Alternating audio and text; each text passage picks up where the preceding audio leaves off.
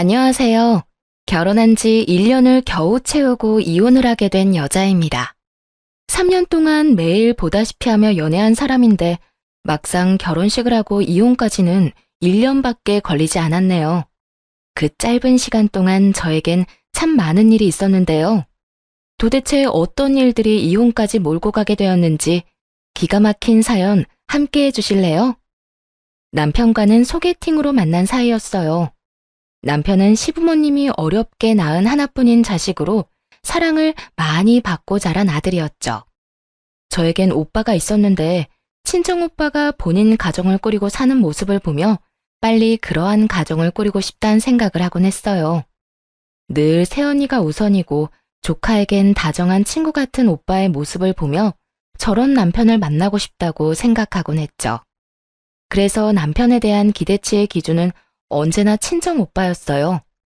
그러는 와중에 만나게 된 사람이 남편이었고 3년이란 긴 연애를 하는 동안 남편은 이상형에 가까운 모습이었어요. 3년을 한결같이 말이에요. 그렇게 생각했기 때문에 결혼까지 하게 되었는데 막상 결혼을 하고 나니 달라도 너무 다른 사람이더라고요. 아니, 마치 아예 모르는 사람과 결혼을 한 것 같더군요. 항상 부지런하고 주변을 깨끗이 하던 모습은 온데간데 없이 사라지고 자기가 먹은 밥그릇 하나 싱크대에 넣은 법이 없었거든요. 게다가 뱀 허물 벗어놓듯 집 복도를 따라 옷을 차례대로 던져놓기 일쑤였죠. 여보, 이게 다 뭐야? 옷은 빨래통에 넣어야지. 복도에 이렇게 다 던져두면 누구 보고 치우란 말이야? 결국 참지 못하고 남편에게 잔소리를 하게 되었고 남편은 정말 미안하다는 표정을 지어 보이며 이렇게 말하더라고요. 미안. 집에 오니까 답답해서 빨리 옷부터 갈아입느라 그렇게 됐네. 내가 다 치울 테니까 그냥 둬. 그리고 밥그릇도 그래. 다 먹었으면 싱크대에 넣어두는 거 힘든 일 아니잖아.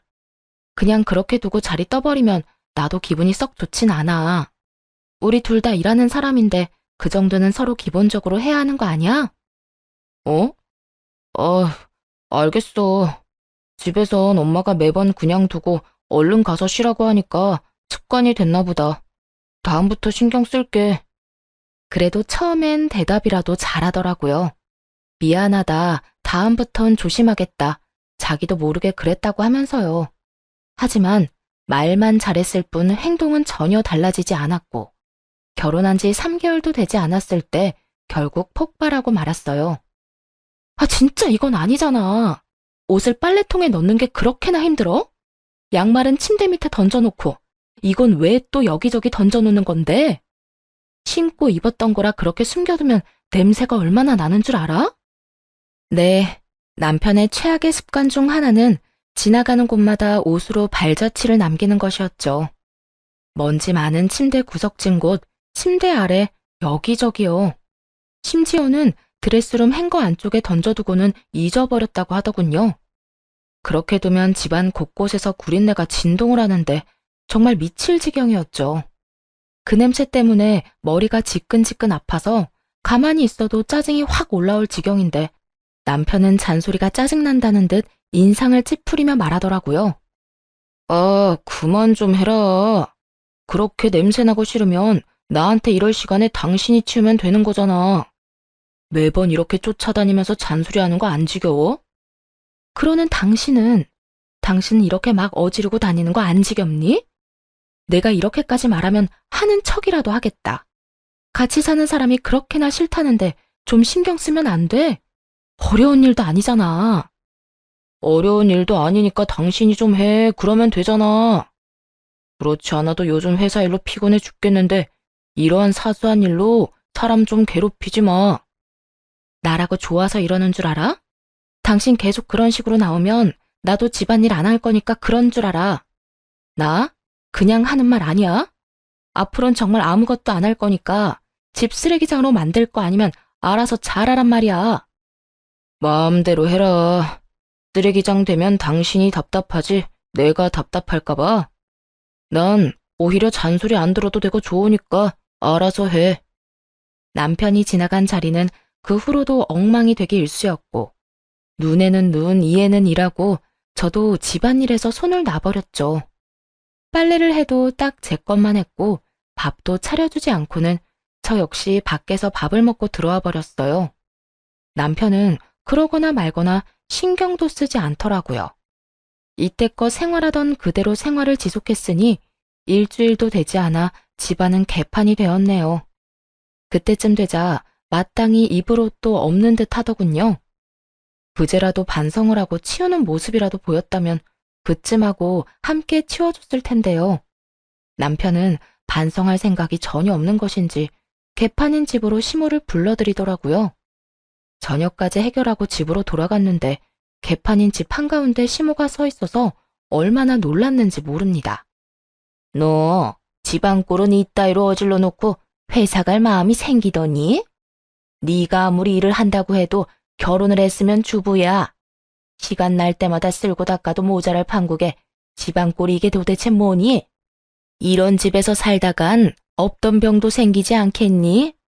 거기에다 너 요즘 집에서 밥도 안 차려주고 빨래도 안 해줘서 우리 아들 제대로 먹지도 못하고 입을 것도 없어서 냄새나는 옷 입고 출근했다고 하던데. 너 그따위로 굴 거면 회사 때려치우고 집에서 살림이나 하거라. 시모는 제가 오기만을 기다린 것인지 보자마자 폭격급으로 잔소리를 늘어놓더라고요. 집안을 개판으로 만든 사람이 누군데 저딴 식으로 말하는 것인지 짜증이 확 나더라고요. 어머님, 이 집 바닥에 널브러진 것들 중에 제 물건은 하나도 없어요. 전부 남편 거라고요. 쓴 물건은 제자리에 두고 입은 옷은 빨래통에 넣으라고 그렇게 말해도 들어주질 않길래 똑같이 하지 않은 것뿐이에요. 어지르는 사람 따로 있고 치우는 사람 따로 있는 건 아니잖아요. 그러니까 지금 너는 내 아들이 이렇게 만들었으니 너는 아무 잘못도 없다 라는 말을 하고 싶은가 본데, 누가 했든 간에 주부가 집을 치워야 하는 건 당연한 거야. 그러니까 잔말 말고 얼른 집이나 치워. 제가 집에서 노는 사람도 아니고 어머님도 말씀하셨다시피 저도 회사에 다니고 있어요. 그런데 왜 집안일은 저만 해야 하나요? 그게 왜 당연한 건가요? 절대 그렇게 살고 싶진 않네요.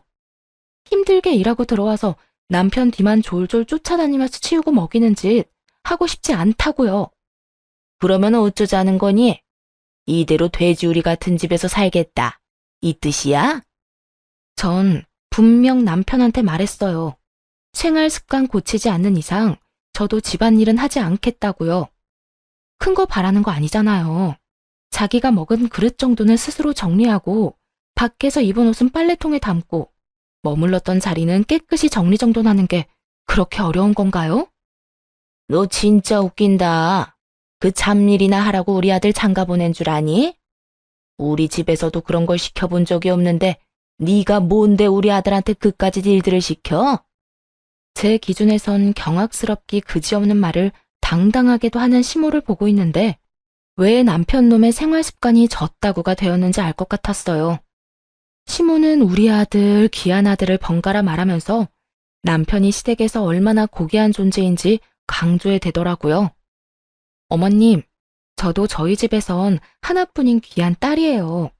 저희 부모님도 이까지 집안일이나 뼈 빠지게 하라고 저 시집 보낸 거 아니라고요. 시모는 이 말이 끝나기가 무섭게 pot방귀를 끼며 이렇게 말하더라고요. 귀한 딸? 고작 딸이 귀해봤자 아들보다 귀하겠니? 더는 긴 말하지 말고 얼른 청소하고 밥이나 차려와. 어느 정도 예상은 했지만 시모는 역시나 말이 통하는 사람이 아니더라고요. 막무가내로 자신의 가치관을 주입하는 것도 모자라 마치 전용 도움이라도 부려먹는 듯한 행동이더라고요. 그 순간 이런 생각이 들더군요. 여기서 밀리면 한평생 남편 뒤치다꺼리만 하며 살아야 한다고 말이에요.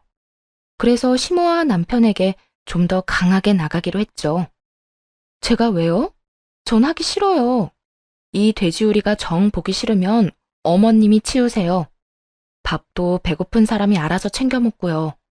전 밖에서 든든하게 먹고 와서 생각이 전혀 없거든요. 자신이 불호령을 내리면 제가 벌벌 떨며 고분고분하게 굴 거라 생각한 모양이었나 봐요. 기죽은 기색 하나 없이 말하는 제 모습에 당황하는 걸 보면요. 이해 좀 보게. 너 지금 나한테 너희 집 청소나 하고 밥이나 해라. 이 뜻이니?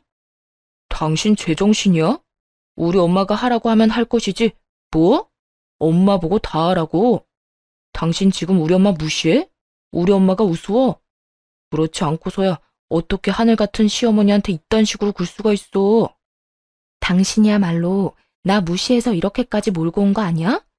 난 그저 당신이 어지른 집, 당신 손으로 치우라고 한 것밖에 없어. 그런데 당신은 그것조차도 하기 귀찮아서 당신 엄마 부른 거잖아. 내 기 좀 죽여서 앞으로 편하게 살아보려고 말이야. 날 얼마나 무시하고 우습게 여겼으면 그딴 잔머리를 쓸 수가 있어? 뭐? 지금 잔머리라고 했어? 잔머리라고 했어. 하여튼 난 여기서 손가락 하나 까딱할 생각 없으니까 당신이 알아서 해결해. 어머님도 계시고 분위기도 이러니까 난 오늘 나가서 잘게. 어머님, 아끼시는 아들이랑 오늘 하루 좋은 시간 보내세요. 두 사람은 노발대발 화를 냈지만 다 무시한 채 집을 나와버렸네요. 집에 같이 있어봤자 밤새도록 싸울 것이 훤히 보였고 그렇게 의미 없는 싸움을 굳이 계속할 필요는 없었으니까요. 남편과 시모는 2시간가량 쉬지 않고 전화와 문자를 해댔어요. 그마저도 무음으로 해버렸고 호텔을 잡아 아주 푹 자고 회사에 출근했죠. 깨끗한 곳에서 손 하나 까딱하지 않고 쉬니 고작 몇 시간인데도 얼마나 좋았는지 모릅니다. 그렇게 다음 날이 되어 퇴근하고 집으로 돌아가니 집은 깨끗하게 청소가 되어 있었고 시모는 시댁으로 돌아갔는지 없더라고요. 잘한다. 유부녀가 외박이나 하고. 나 나가서 자라고 어머님 부른 거 아니었어? 난 또 어제 집에 오자마자 어머님이 사람을 몰아세우길래 당신이 나 나가라고 계획한 일인 줄 알았는데. 뭐라고? 당신 진짜 어제부터 말 이상하게 한다. 우리 엄마가 괜히 당신한테 그렇게 말했어? 당신이 생각해도 너무했잖아.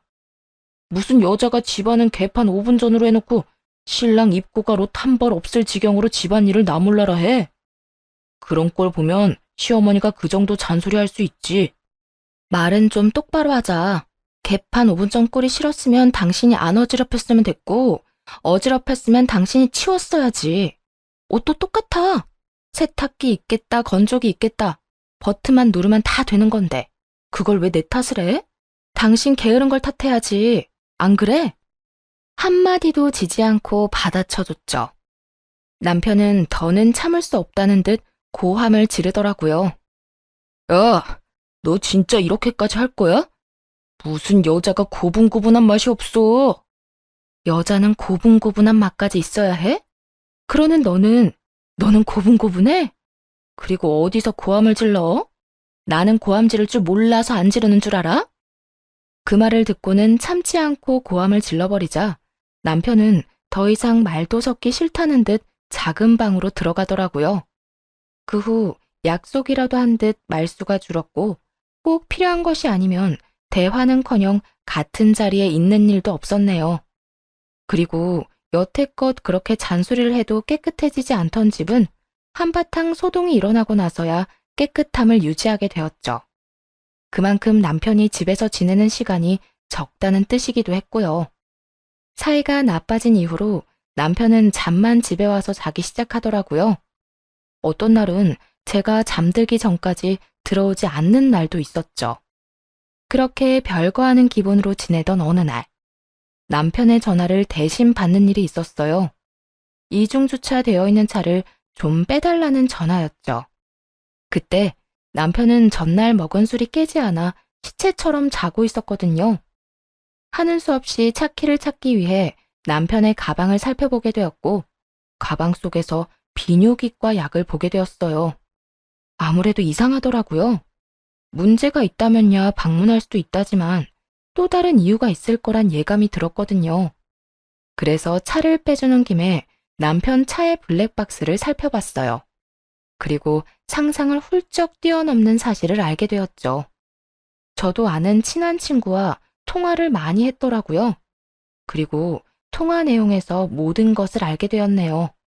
바로 남편이 비뇨기과 방문했던 사실과 그 이유에 대해서 말입니다. 그래, 하준아. 나 지금 수술하고 나왔다.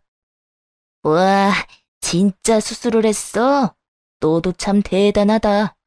수술까지 해서 바람 피우려는 너의 의지 존경한다, 존경해. 그런데 너 그러다 재수 씨한테 들키면 어쩌려고 그래? 내가 말하지 않으면 어떻게 알아? 날 데리고 병원에 가자고 할 것도 아니고 절대 몰라. 그래, 네가 알아서 하겠지 뭐. 그래서 또 언제 가려고? 다음 주쯤? 이번 주는 따로 봐야 할 사람이 좀 있어. 누구? 설마 저번에 말했던 비뇨기과 간호사? 그래, 그 간호사. 아니, 나 처음 상담받으러 갔을 때부터 연락이 오기 시작하더니 어제부턴 아예 노골적으로 커피 한 잔 사달라고 하더라니까. 나 유부남인 거 다 알면서 말이야. 내가 그만큼 마음에 들었단 뜻 아니겠어? 야, 너가 술집 아가씨 만나는 건 그러려니 했다마는 한 여자만 만나는 건 진짜 아닌 거 알지? 너 그거 외도야, 외도. 결혼한 지 얼마나 됐다고 벌써 딴 여자를 만나려고 그래? 나라고 이러고 싶어서 이러겠냐? 집에만 들어가면 내가 숨이 막혀. 빈 그릇 치워라, 옷은 빨래통 담아라, 물건 정리해라. 쫓아다니면서 잔소리하는데 진짜 이딴 결혼 물을 수만 있으면 모르고 싶다니까. 이런 와중에 담비처럼 다른 여자가 다가왔는데 너 같으면 딱 잘라 거부할 수 있겠냐? 그것도 간호사인데. 에, 난 모르겠다. 네가 알아서 잘하겠지. 하여튼 걸리지만 마라. 걸리면 너 진짜 무사히 이혼 못해. 걱정하지 말라니까. 절대 안 걸려, 절대. 혹시나 다른 데서 애 생길까봐 정관 수술까지 했는데 들키겠어? 절대 안 들키니까 걱정 안 해도 돼. 남편은 총각 때부터 술집에 다닌 것도 모자라 결혼하고 난 후에도 계속 그래왔었나 보더라고요. 이젠 병원 간호사와 눈이 맞아 아예 외도를 저지르고 있었고요. 거기에다 정관 수술이라니 정말 기가 찼습니다. 손 귀한 집이라며 시모는 하루가 멀다 하고 아이를 낳으라 난리였는데 그 와중에 바람 피우려고 그딴 수술을 했다니 참 대단한 사람이다 싶었네요. 지 놀자고 대를 끊어먹는 자손이라니 대단할 수밖에요. 워낙 남편과 시댁에 대한 실망이 커서 그런지 이 사실을 다 알고 난 후에도 충격은 그다지 크지도 않았어요. 그저 예상치도 못했던 내용에 황당하고 기가 찼죠. 그리고 곧바로 상간녀에 대해 조사해보기 시작했어요. 알아보니 상간녀에겐 남자가 한둘이 아니더라고요. 병원에 오는 손님 중 행색이 부유하다 싶은 남자들만 골라 접근해 사치를 즐기던 꽃뱀 같은 여자였어요. 그중 하나가 남편이었고요.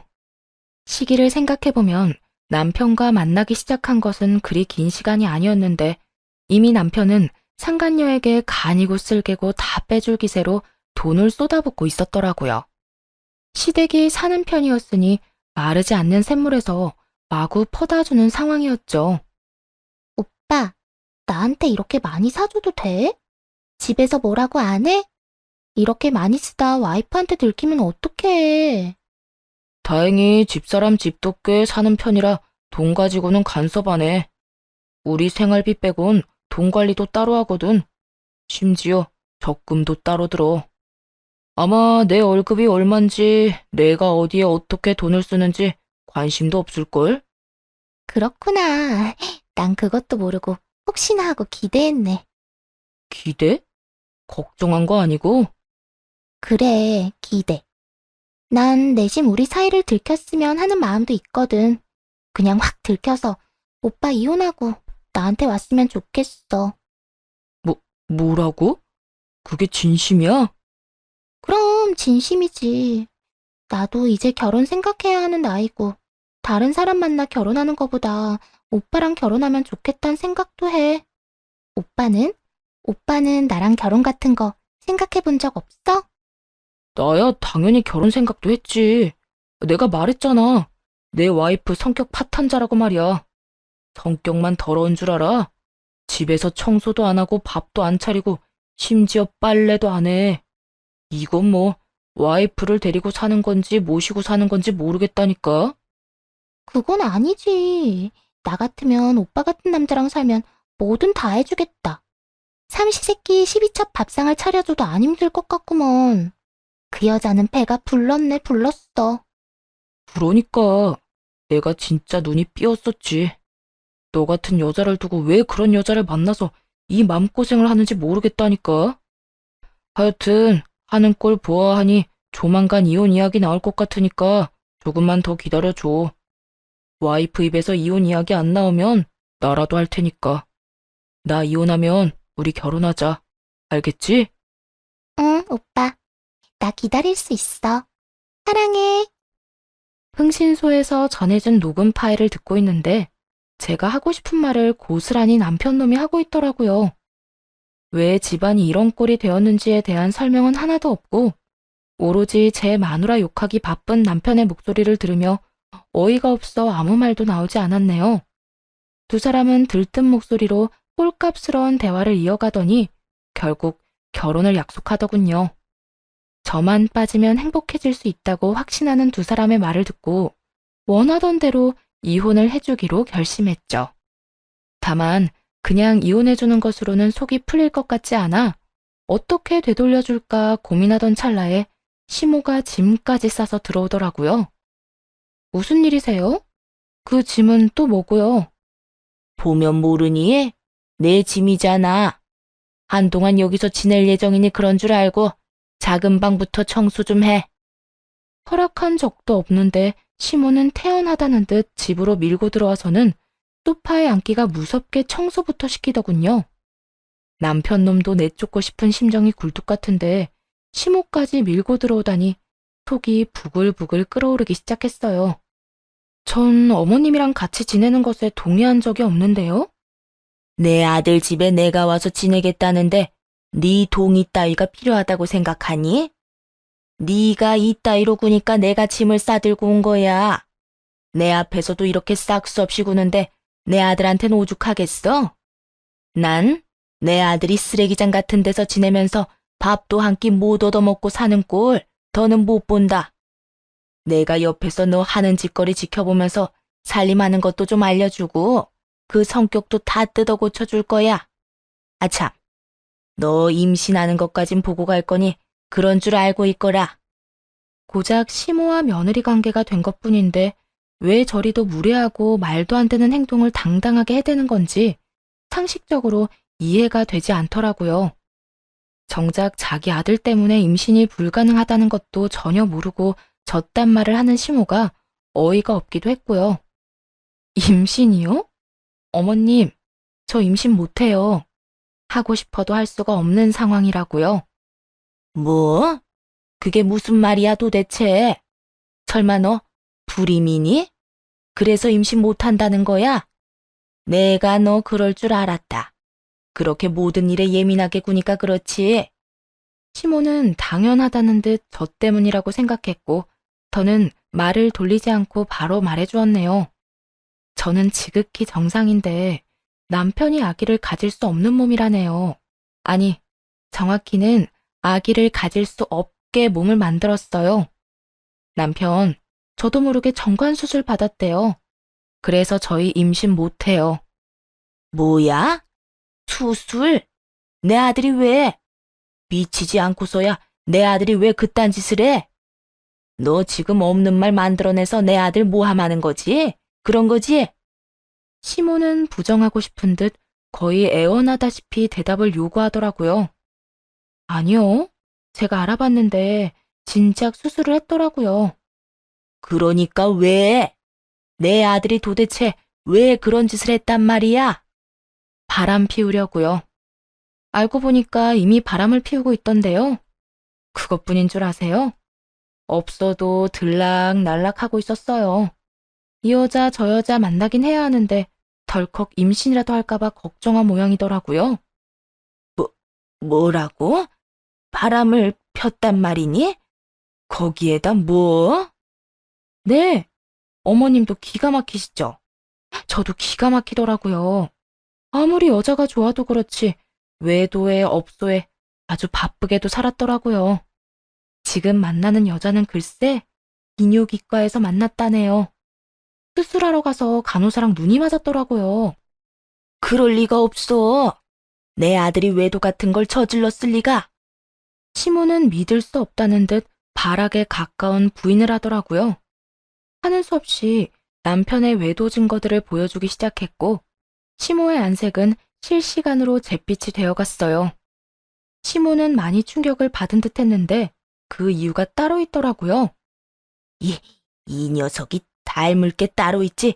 이딴 것까지 자기 아비 닮아서는 이 씹어먹어도 모자랄 놈. 시모는 외도 사실을 처음 알았을 때 저보다도 더 분노하더니 남편에 대한 욕을 서슴없이 하기 시작했어요. 들어보니 소시적 시부가 외도를 많이 저지르고 다녔다고 하더군요. 심지어 아직까지 작은 집 오러가며 지내고 있다고 했어요. 시부의 상간녀는 딸만 셋인 반면에 시모는 아들을 낳았으니 그나마 이렇게 살 수 있었다고 하더군요. 어쩐지 이상하다 싶긴 했어요. 시부도 보통 성격은 아닌 듯한데 시모에게 꼼짝도 못하는 모습을 본 것이 한두 번이 아니었거든요. 그런 잘못을 저질렀고 현재도 진행 중이니 시모에게 납작 엎드려 살고 있었던 것이었죠. 한참을 남편과 시부를 욕하던 시모는 아차 싶었는지 대뜸 이렇게 말하더라고요.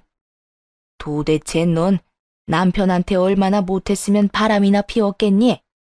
그러게 내가 시키는 대로 했으면 이런 꼴은 안 봤을 거 아니야. 조금 전까지만 해도 조강지 쳐두고 허튼 짓 하는 것들은 상종도 못할 것들이라며 욕하던 사람이 저딴 말을 하니 기가 다 막히더라고요. 그러는 어머님은 뭘 얼마나 못했으면 아버님이 아직까지 두 집 살림을 하나요? 그래도 이 사람은 아직 살림은 안 차렸던데. 아버님은 살림까지 차리고 아직까지 그러는 걸 보니 어머님이 못해도 참 많이도 못했나 봐요. 너 지금 사람 약 올리니? 어머님은 저 약 올리려고 제가 얼마나 못했으면 남편이 바람을 피우냐고 물은 건가요? 아니잖아요. 저도 마찬가지예요. 얼마나 집안일도 못하고 여자로서 매력이 없었으면 아버님이 그렇게까지 습관적으로 바람을 피웠나 진심으로 궁금해서 묻는 거예요. 이 물음에 시모는 대꾸할 말이 없는지 씩씩거리며 노려보더라고요. 그리곤 한가득 챙겨왔던 짐을 풀지도 않더니 그대로 가지고 돌아가 버렸습니다. 그 후 시모에게 모든 이야기를 전해들은 남편이 집으로 와 양심도 없이 화를 내며 질책하기 시작하더라고요. 왜 시모에게 그딴 말까지 했냐고 말이에요. 당신 미쳤어? 내가 바람 피우는 거 알았으면 알았지. 왜 엄마한테까지 그딴 말을 전해? 미친 건 당신이네. 감히 지금 나한테 그딴 걸 따지고 싶어? 그딴 거라니. 당신 때문에 우리 엄마 자리 깔고 누워있다고. 어떻게 책임질 거야? 그걸 왜 내가 책임져야 해? 그러게 누가 허락도 없이 남의 집 쳐들어와서 여기서 산다느니 임신을 할 때까진 돌아가지 않을 거라느니 말도 안 되는 말 해대면서 사람 들들 볶으라고 했어? 아니, 애초에 당신이 밖에서 똑바로 하고 다녔으면 이런 일도 없었지. 어머님이 쓰러질 만한 행동은 혼자 다 하고 다녀놓고 왜 먼 사람한테 책임을 지래? 양심은 그 상간녀 집에 맡겨두고 왔니? 시모와 남편을 콕콕 집어가며 따지고 들자 남편은 진저리가 난다는 표정으로 이렇게 말하더라고요. 당신이 이러니까 내가 돈 주고 그런 데나 다니고 바람이나 피우고 돌아다닌 거야. 당신이 이따위로 사람 무시하고 가르치려 드는데 당신 같으면 당신이랑 살고 싶겠어? 왜 바람 피우거나 잘못 저지른 것들은 자기 잘못을 상대방한테 다 떠넘기는지 모르겠네. 그러고 나면 마음이 좀 편해져? 바람 피운 게 정당한 행동이 되는 것처럼 느껴져? 이유가 뭐든 적당히 좀 해. 당신이 그러면 그럴수록 더 못나 보이고 없어 보이니까. 뭐? 당신 진짜 말이면 단 줄 알아? 내가 진짜 당신 이혼녀 만들기 싫어서 웬만하면 이혼만은 안 하려고 했는데 안 되겠다. 우리 이혼하자. 난 더는 이딴 무시당하면서 살고 싶지 않다. 이혼만은 안 된다고 매달린 적도 없는데 남편은 마치 그런 적이 있었다는 듯 말하더라고요. 이혼은 이미 결정한 지 오래고 어떻게 이혼해야 잘 이혼했다 소문이 날까 고민하는 제 앞에서 말이죠. 어이가 없어서 웃음이 다 나더라고요. 누가 이혼녀 되는 게 무섭대? 나 이혼 환영이야. 이거 왜 이래? 나 진짜 진심으로 당신이랑 이혼할 거라 이야기하는 거야. 홧김에 하는 말이 아니라 진짜 진심이라고. 그래도 괜찮아? 아닐 텐데. 당신이 나랑 이혼할 수 있을 리가 없잖아. 야, 너 그 정도 착각이면 병이야, 병. 네가 밖에서 그딴 짓거리를 하고 다니는 걸 다 알았는데 내가 미쳤다고 너랑 계속 살겠어? 내 인생에서 미친 짓은 너랑 결혼한 거 하나로도 차고 넘쳐. 그러니까 이혼해. 소송 당연히 할 거고 상간녀 소송까지 할 거니까 네 간호사 여자친구한테도 꼭 전해주고. 남편 놈은 참 멍청하게도 상간녀 소송까지는 생각지도 못한 것 같더라고요. 상간녀 소송이란 말에 크게 화를 내기 시작했거든요. 미쳤어? 뭘 해? 상간녀 소송? 그거 하기만 해봐. 내가 너 위자료 한 푼 안 주고 이혼해버릴 거니까. 알겠어? 그게 네 마음대로 다 될 것 같으면 법은 왜 있겠니? 앞으로 네가 뭘 생각하든 나와 관련된 일에선 네 뜻대로 되는 일은 절대 없을 테니까 그런 줄 알고 썩 꺼져. 그렇게 행패를 부리는 남편을 집에서 쫓아내버렸습니다. 그 후 전 남편에게 높은 위자료를 청구해 소송까지 가게 만들었어요. 소송까지 가야 남편의 회사에 소문이 돌 거고 일단 소문이 돌면 막을 수 없을 거라 확신했기 때문이죠. 예상대로 소송이 길어지자 남편의 회사에는 이혼 사실과 이혼 사유에 관한 소문이 돌기 시작했더라고요. 남편이 전 남편이 될 때쯤엔 회사 내 개미 새끼 한 마리도 이혼 사유를 알 정도로 소문이 나 본욕을 치르고 있다고 하더군요. 심지어 사실도 아닌 소문까지 돌아서 쓰레기로 낙인이 찍혀버렸단 이야기도 들을 수 있었어요. 이혼 소송뿐만 아니라 상간녀 소송도 꽤 만족스러웠어요. 끝까지 반성이라곤 모르던 상간녀에게 위자료를 왕창 받아냈거든요. 상간녀는 마지막 그날까지도 참 뻔뻔하더라고요. 이제 다 끝났죠? 돈은 오빠한테 다 받아서 줄 테니까 조금만 기다려요. 아참, 우리 곧 결혼할 거니 앞으로 우리 오빠한테 절대 연락도 하지 말고요. 혹시나 연락이라도 하는 날엔 역으로 상간녀 소송 해버릴 테니 그런 줄 알라고요. 여자한테 환장해서 가정도 버리는 놈, 이젠 줘도 안 가지니까 너 알아서 하고 돈이나 똑바로 넣어. 그리고 내가 경험자로서 하는 말인데 네 예비 남편 관리 똑바로 해. 그거 병이라 절대 못 고치거든? 아마 또 병 도지는 날이 올 거니 잘 관찰하면서 살아. 참나, 그렇게 말하면 누가 겁먹을 줄 알아요? 우리 오빠는 나밖에 모른다고요. 지금도 봐요. 단박에 댁 버리고 나한테 오는 거. 앞으로 그런 일은 절대 없을 거니까 본인 인생이나 걱정하며 살라고요. 그래, 두고 보자. 그 핏줄이 과연 여기에서 멈출 수 있을지 말이야. 그 핏줄이라니, 그게 무슨 말이에요? 그것까지 내가 말해줄 의무가 있어? 정 궁금하면 네 시어머니한테 물어보든가. 상간녀는 그게 무슨 뜻이냐며 끈질기게 물고 늘어졌지만 끝까지 말해주지 않고선 돌아와 버렸네요. 그 후 얼마 지나지 않아 상간녀와 전 남편의 결혼 소식이 들려오더라고요. 결국 상간녀는 돈을 펑펑 잘 쓰던 전 남편과 살기로 한 것이었죠. 그런데 결혼만 뜻대로 했을 뿐 나머진 상간녀의 뜻대로 되지 않은 듯 하더라고요. 시집살이를 한다는 소식이 들려왔으니까요. 상간녀의 고생이 훤히 보이던 어느 날, 늦은 밤 전 남편에게 전화가 왔더라고요. 전 남편인 줄 알았다면 받지 않았을 텐데 모르는 번호로 오기도 했고 잠결에 전화를 받았죠. 나야, 자고 있었어? 지금 시간이 몇 시인데 이 시간에 당연히 자고 있지. 할 말 있으면 빨리 하고 끊어. 나 요즘 너무 힘들어, 여보. 당신이랑 살 때는 우리 엄마가 지나치다고 생각한 적은 없었는데 요즘에 우리 엄마는 내가 생각해도 너무 이상해. 하루가 멀다고 집사람 괴롭히면서 시집살이 시키는 건 기본이고 집사람 병원까지 찾아가서 진상 부리고 난리가 났다고. 어디가 아프셨겠지. 그래서 다른 병원 갈 바엔 며느리 있는 병원 가서 매출이라도 올려주자 싶으셨나 보지. 아니, 도대체 비뇨기과에 엄마가 받을 치료가 뭐가 있어? 그냥 집사람 곤란하게 하려고 그런 거지. 그 덕에 우리 집사람 병원에서도 나오고 하루 종일 집에서 엄마한테 괴롭힘 당하다 보니까 이젠 나를 들들 볶아대기 시작하는데 미칠 지경이라고. 거기에다 우리 엄마 나 정관 수술한 거 뻔히 알면서 임신 빨리 하라고 닥달까지 한다고. 도대체 왜 그러는 거야? 전 남편은 미친 것이 확실한지 전 시모가 진상을 부리는 이유에 대해 진지하게 물어오더라고요. 그걸 왜 나한테 물어?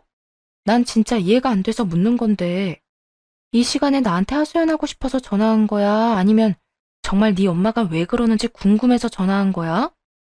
이유가 뭐가 됐든 간에 나한테 전화해서 이러는 건 아니지. 너랑 나랑 이혼한 거 몰라? 거기에다 넌 그 상간녀랑 결혼까지 했고 말이야.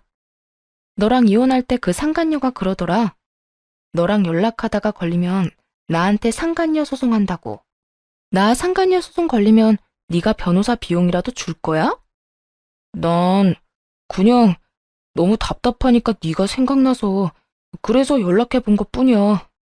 엄마는 분명 내가 정관 수술한 것도 알 건데 집사람한테 임신 타령하는 것도 이해가 안 되고 분가시켜줄 능력이 되는데도 굳이 시집살이 시키면서 우리 괴롭히는 것도 너무 힘들고 답답해서.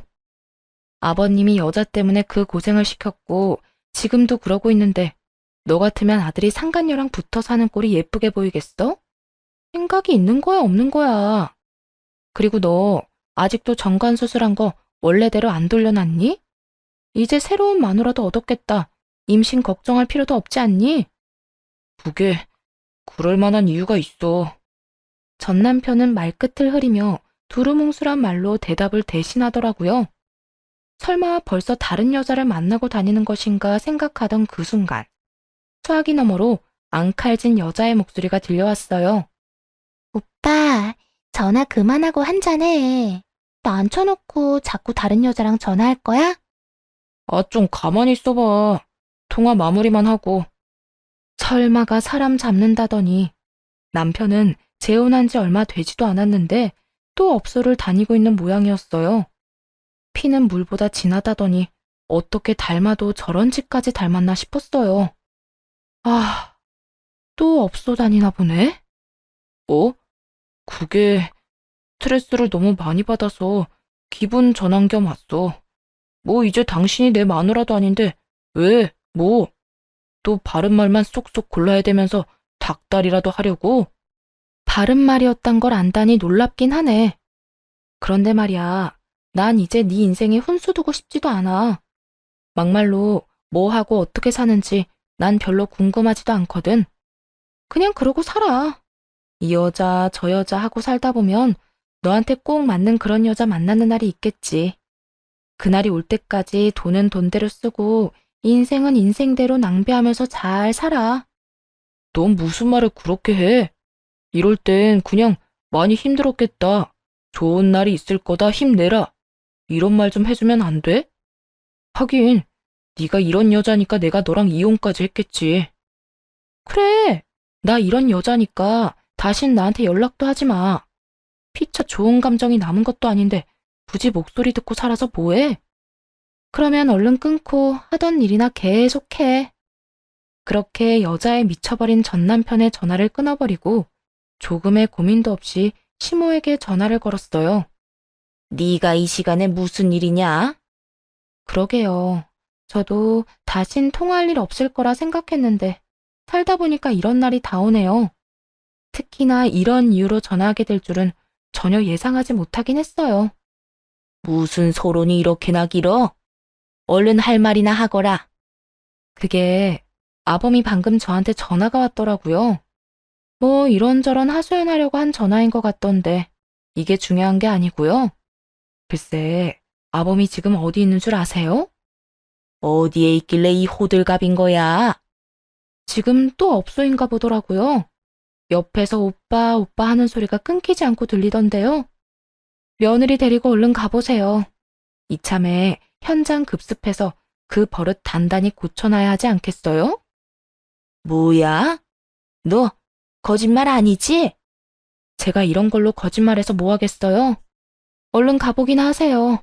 그 인간 자주 다니던 곳 아니까 문자로 주소랑 보내드릴게요. 전화를 끊자마자 전 시모에게 주소를 보냈고 시모와 상간녀가 전 남편을 찾아가 한바탕 난리가 났었다는 소문을 들을 수 있었습니다. 그 후 전 남편은 상간녀에게 이혼을 당한 것도 모자라 시모에게도 쫓겨났다고 하더라고요.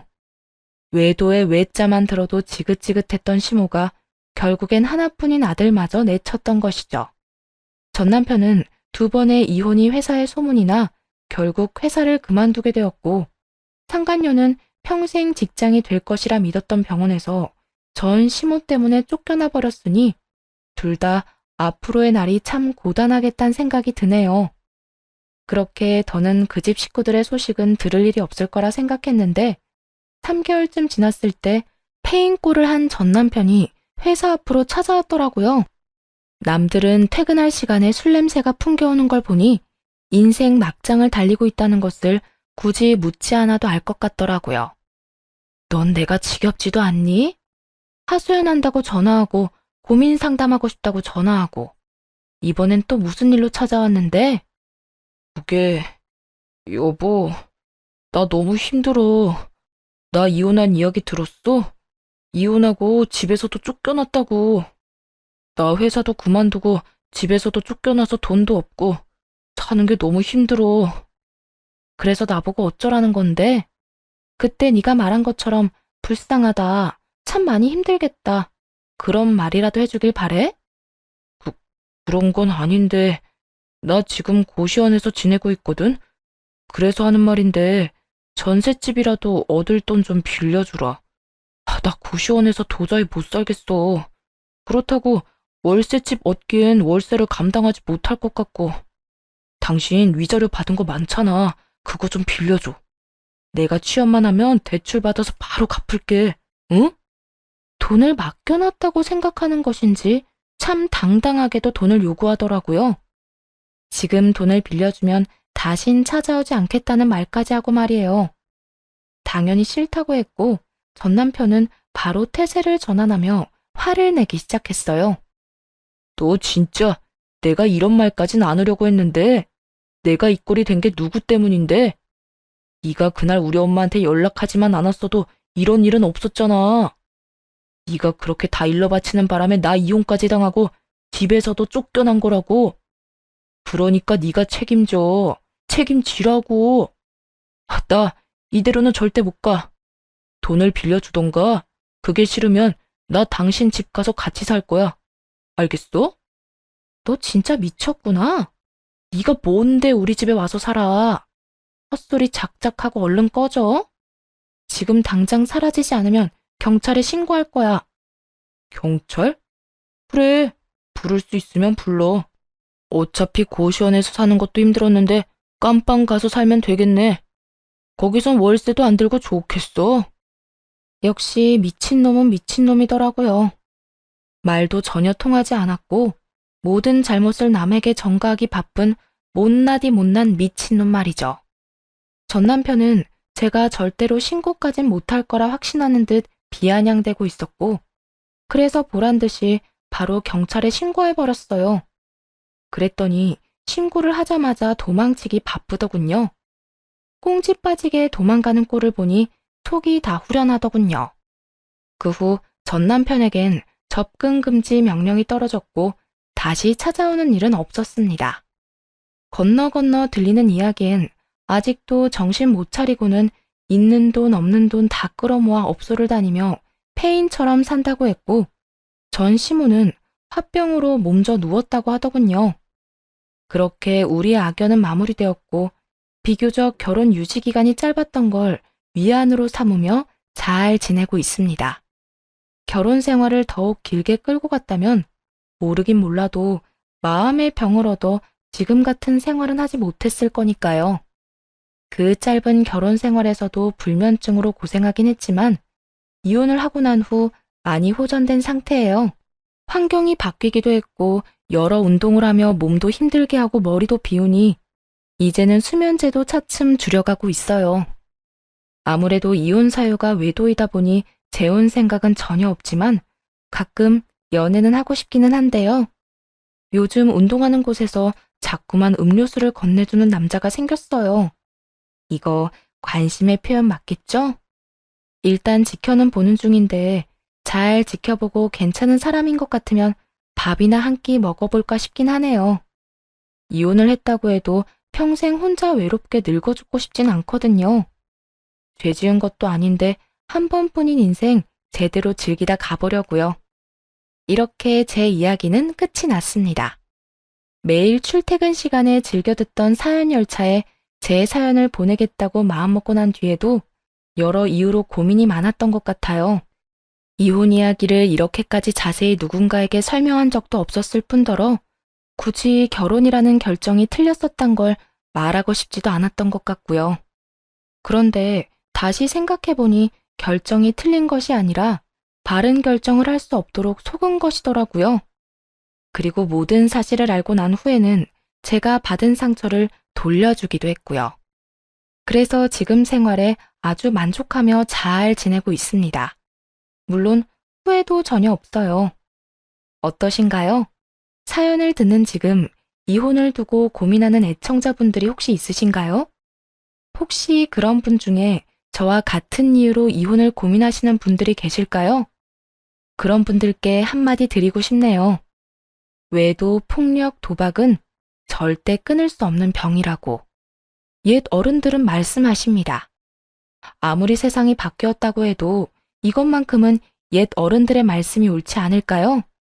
그러니 지금이라도 고민은 그만하시고 도망치세요. 자신의 인생을 갉아먹는 짓은 더는 하지 마시라고요. 우리 모두 부디 행복합시다. 긴 글 함께 해주셔서 감사합니다.